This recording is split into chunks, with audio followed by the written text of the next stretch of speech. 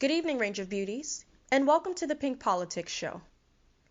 We've told you in a previous video that Harvard University is possibly the worst educational institution in the world because it tells its students lies about our country's immigration history.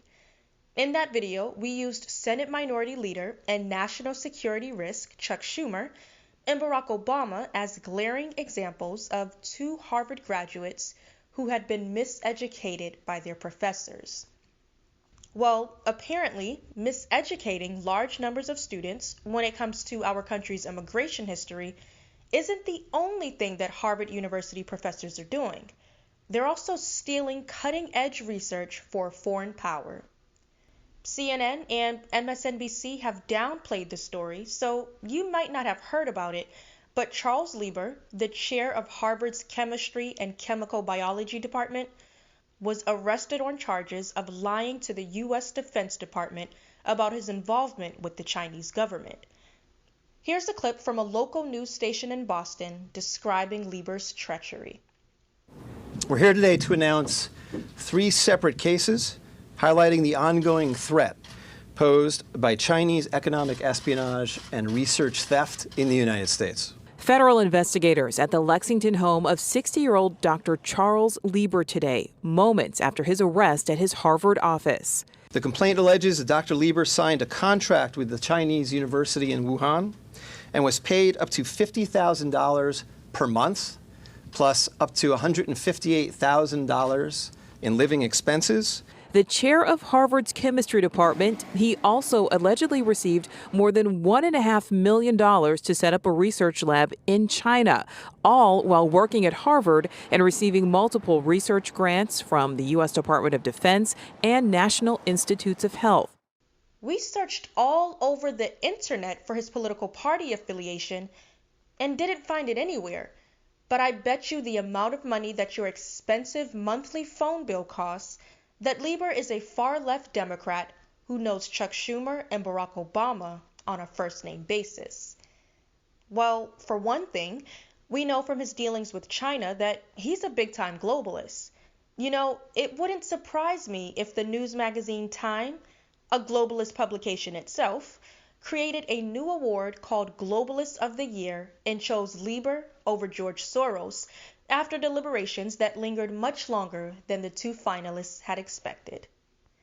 I can hear Time magazine explaining that it was really hard to choose a winner, when both did amazing things to undermine Black American women's community. I'm sure they'd say that they loved seeing Soros pay poor and desperate people in Honduras to join a caravan and storm the U.S. border. The liberal billionaire and Wall Street crook's commitment to reducing the voting power and job opportunities of Black Americans is incredible, an employee of the magazine might quip. The owner of Time magazine, Mark Benioff, might even yell, "Job well done, George." But Benioff would have to explain to another globalist publication, probably the Washington Post, that he had to instruct his employees to give the award to Lieber because collecting a taxpayer-funded check in America while working to help China surpass the United States in chemical technology is giving the finger to nationalism more than anything he or anyone else could think of.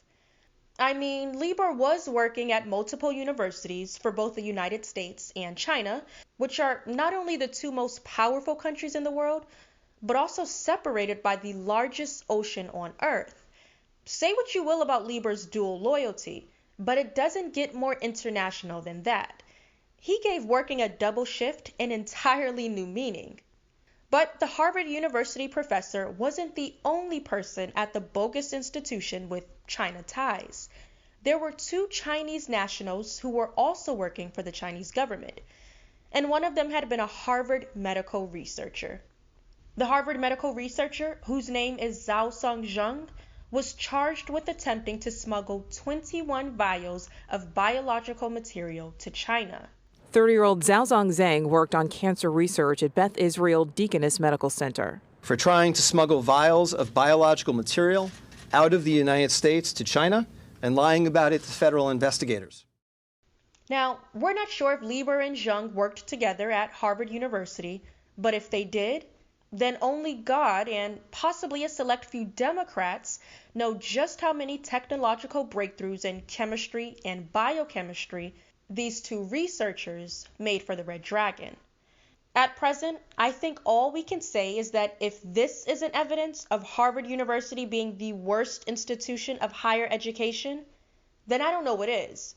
Harvard not only employed a Chinese spy, but to add insult to injury, they used our federal income tax dollars to pay for him to study in the United States.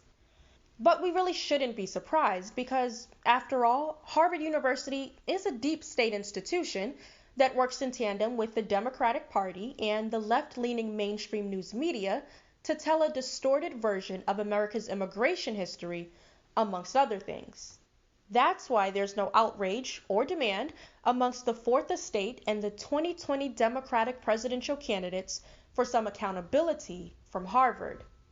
But Harvard's failure to screen their visa applicants efficiently and the Democrats and the left-leaning news media's indifference to that institution's negligence is just one more reason to stay home or to vote against every Democrat running for public office on Election Day in November of this year.